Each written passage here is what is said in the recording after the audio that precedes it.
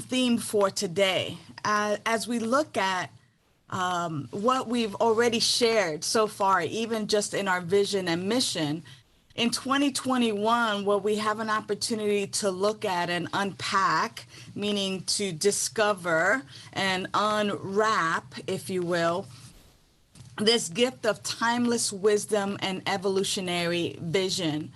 All year long so far, for the first 4 months that we've completed, we've been really looking at ancient wisdom, or what we call timeless wisdom, with the caveat and with the addition of evolutionary vision of where we are, where our future lies, and what we want to create for ourselves individually and collectively.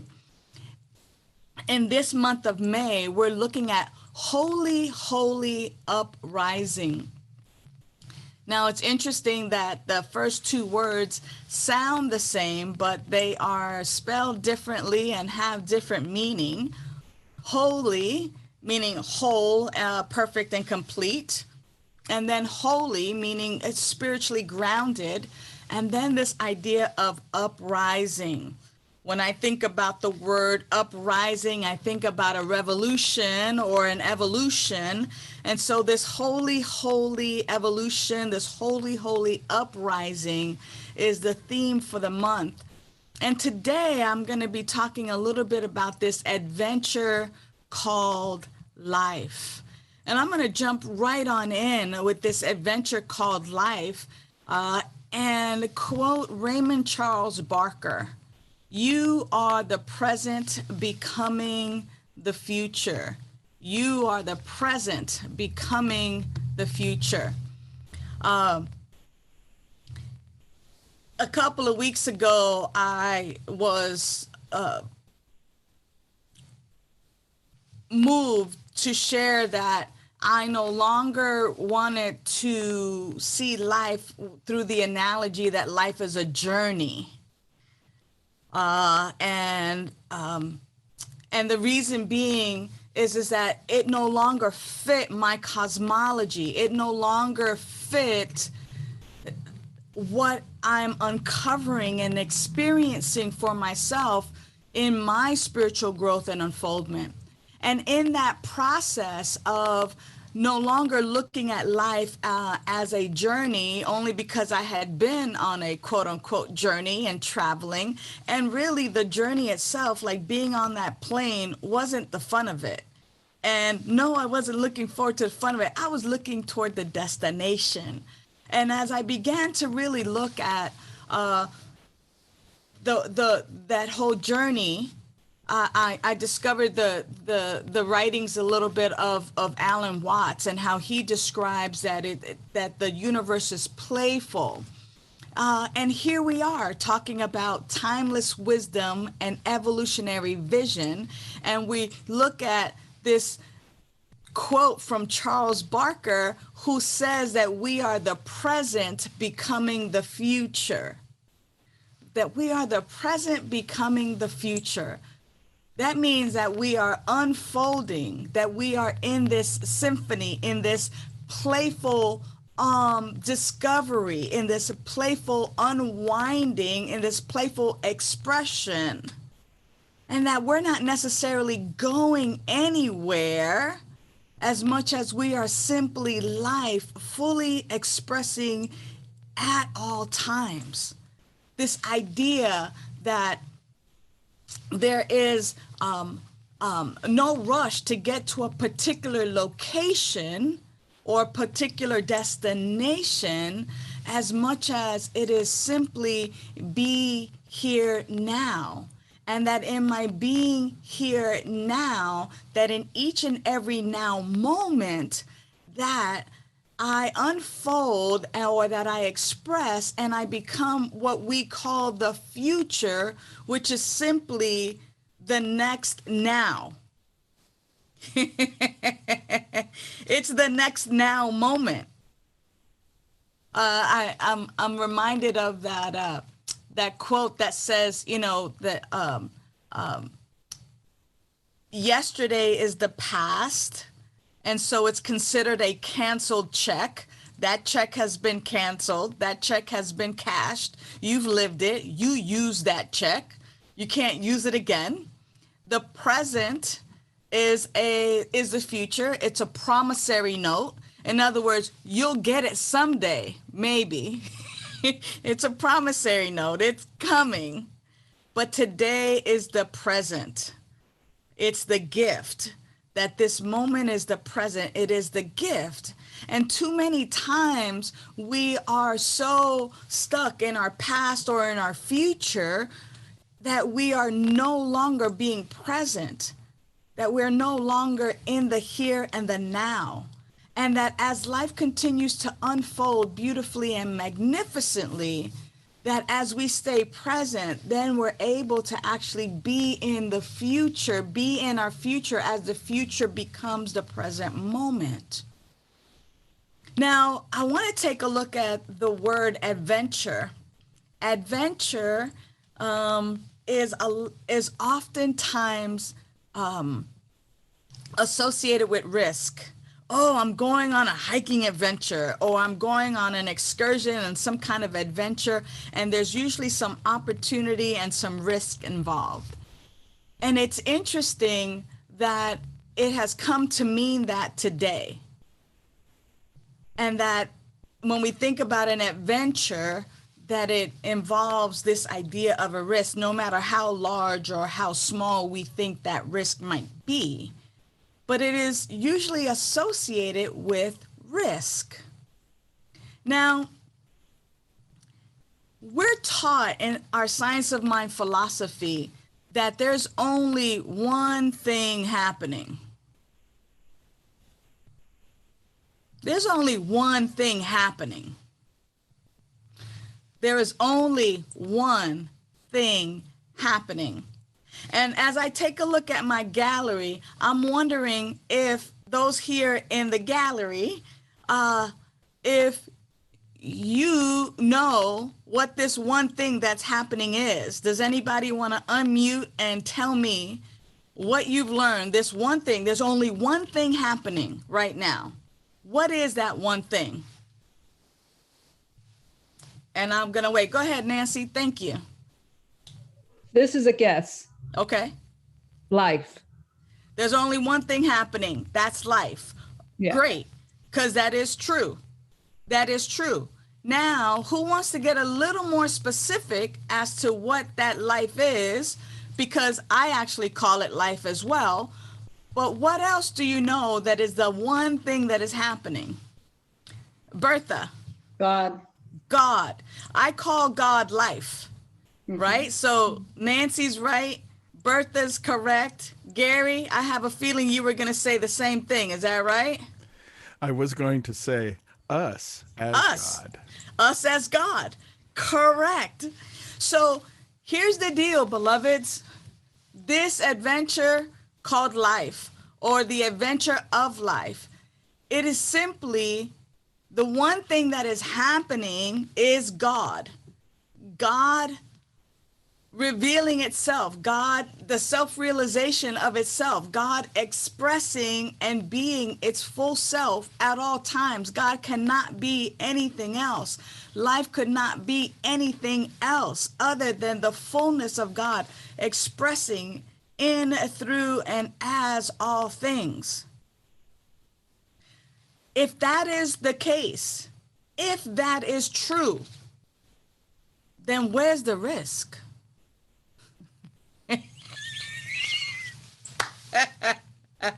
Then where's the risk? What risk? What risk? Where is the risk if the only thing that's happening is the full, ever expressing God revealing itself in each and every moment in, through, and as what Gary said, us, in, through, and as what Nancy said, life, in, through, and as what Bertha said, God itself. It is just the unwrapping of the Godness in, through, and as each and every one of us, which actually supports more of that life is not this journey, but it's actually just this playful unfolding, this music, this just unfolding of itself. And so many times we get caught up in what if I make a mistake? Or what if there's an error? Or what if that? Then we choose again. Because life is unending, life is eternal. And in this human expression, simply we are God expressing in human form, we are also eternal. So where is the risk? The risk, beloved, is in our beautiful minds or brains. We get to make it up. And we get to live this life in whatever way we choose. But to the degree in which we begin to actually know that our life is the life of God itself, unfolding beautifully and magnificently, there are really no risks. There is no separation. We continue to simply know our life as the life of God. And if we choose to, we get an opportunity to know each other's life as the life of God. And then as we begin to live from that place, we begin to actually recognize that there is no separation. And that the separation that we've been doing is really the separation that we've created in order to live and have our being in this expression. So the word adventure actually comes from a Latin word, oh gosh, adventure, to arrive or arrival, the arrival of life, adventure of life, the adventure that we're actually on is just the moment by moment arrival of more and more life. How are we greeting the arrival of life as us, in, through, and as us? How is it that we are, how do we, in fact, welcome this life? Are we welcoming it with fear, or are we welcoming life with the joy and the power and the inspiration of being and knowing ourselves as the life of God even more? You see, it's interesting to have this idea that, as I take a look right here at my notes, this adventure called life, this arrival called life, that as we live and breathe and have our being in God, are we welcoming this arrival of this thing called life, of our life?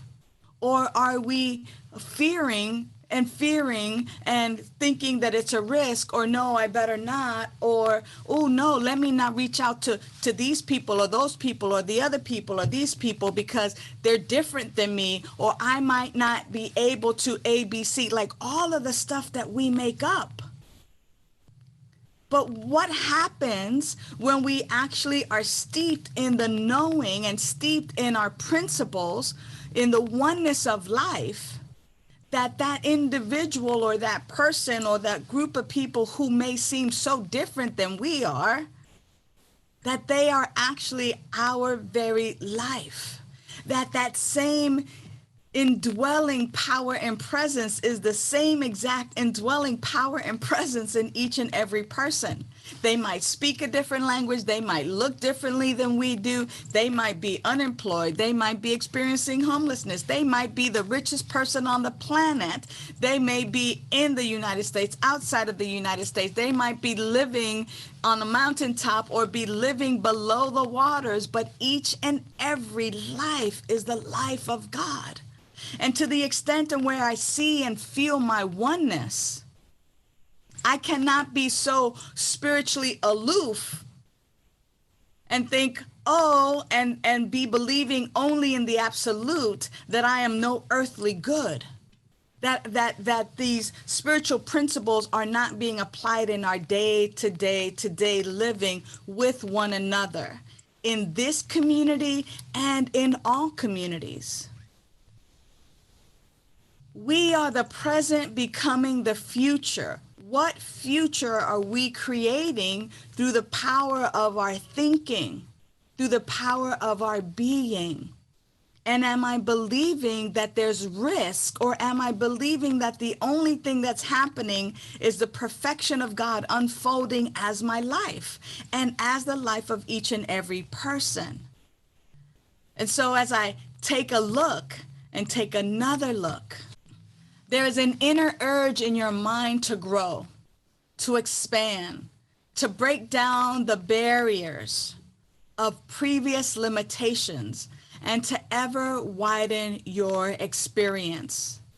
This persistent urge is the divine influence and the irresistible force that constitutes the greatest impulse in human experience. That inner urge, that divine impulse to experience even something greater, irrespective of our age, our race, our status, our orientation, irrespective of gender or gender roles, irrespective of all of that, there is something within us, that is that indwelling power and presence that is seeking to expand itself. And it's ready to bust down those barriers of limitation that we've had.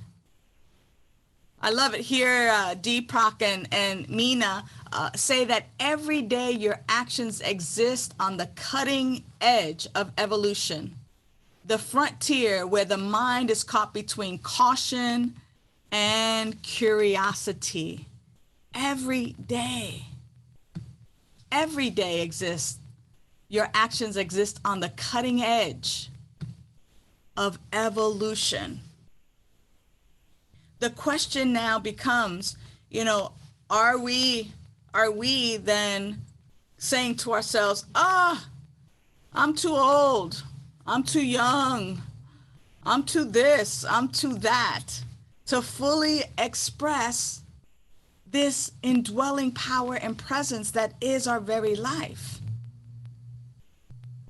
Are we living in fear of simply just being, of simply knowing the truth? Our philosophy is a cutting edge philosophy. And yet, in some areas, we are still the best kept secret. I've said that many, many times. But I wonder if each of us were to really just become so steeped in just that one thing, that there's only one thing happening right now, that is God, that is life, that is us. That's the only thing happening. God as us, life as God, God as life, and God as us. And that because God is whole, perfect, and complete,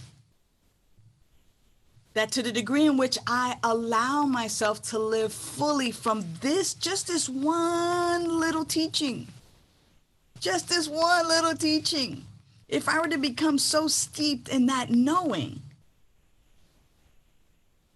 if I were just to embrace that thought and actually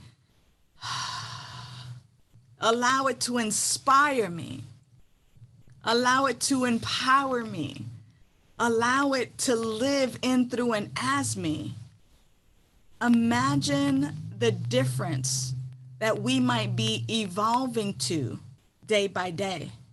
We would truly and surely create a world that works for all. But because we're constantly believing in a separation, constantly believing in an us and a them, and I haven't arrived yet. So it is still part of my active belief, even though I continue to do my internal work. And yet, sometimes we see people and we go, wow, you were so courageous to step out and just be yourself. And yet when we think about stepping out and just be our full selves, we think, oh no, I don't want to be that vulnerable.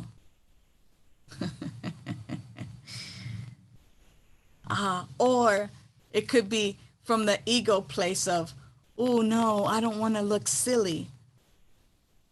Or the S word, I don't want to look stupid.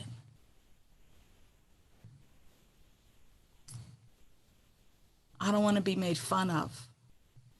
We see it as vulnerability in ourselves, and yet we see it as powerful and bravery and courageousness in others when others are able to stand in their truth. And so I invite us through our spiritual practice to recognize and to know the truth of who you are, and that there is no risk, and that this holy, holy uprising is actually a revolution of the self. It's actually an evolution of yourself, where you are breaking free of the prison that you have put yourself into, and believing in an us and a them, and believing that your life is outside of the life of God itself. You are the unique, unrepeatable, powerful, magnificent way that spirit shows up in human form. Act like it.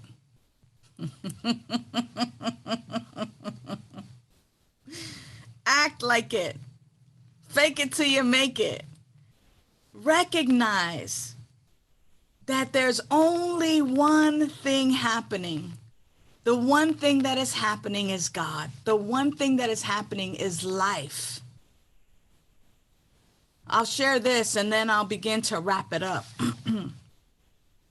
As ordained minister, I've had an opportunity to do lots of hospice work, lots of work as chaplain, lots of work where I got an opportunity to do home visits with people who were leaving their physical body of eternal life and stepping into the unknown. And more and more and more. And books have been written about it, and I've heard it for myself with these 2 ears and my heart, is that what people regret the most is never fully living their life, never fully expressing themselves, never fully telling people I love you or I don't like what you did to me, never fully realizing that their life had so much power and presence and magnificence. I say to you today, holy, holy uprising, this arrival called life is happening as you right now. Please, I don't want to be at your bedside when you're saying, oh, I wish I could have, should have. We have the present, this moment right now, to live fully, to let go of the ideas that no longer serve us. We have this opportunity right now to live our life as the life of God in human form. Since that's the only thing that's happening right now, there are no risks. Here's another quote by Deepak and Meena. There's only one reality, but not two. There is no inner and outer, no me and you, no mind and matter. The mind has stopped convincing of reality and now start living. Stop convincing yourself and start living. Start living. Start living as the life of God right now. In this moment, recognize that it's all God. It's all life. There's nothing to fear. And I leave you with this affirmation. With joyful confidence, I participate fully and freely in the adventure, in the arrival of life. As I am present now, I am welcoming the arrival of life, the adventure of life. Without a risk, I get to live it fully, and I get to be here now, in this moment. And we so let it be. And now it is. And just a simple word of blessing. Blessing for the word spoken, for the word written, for the word received, and for how it moves in each and every one.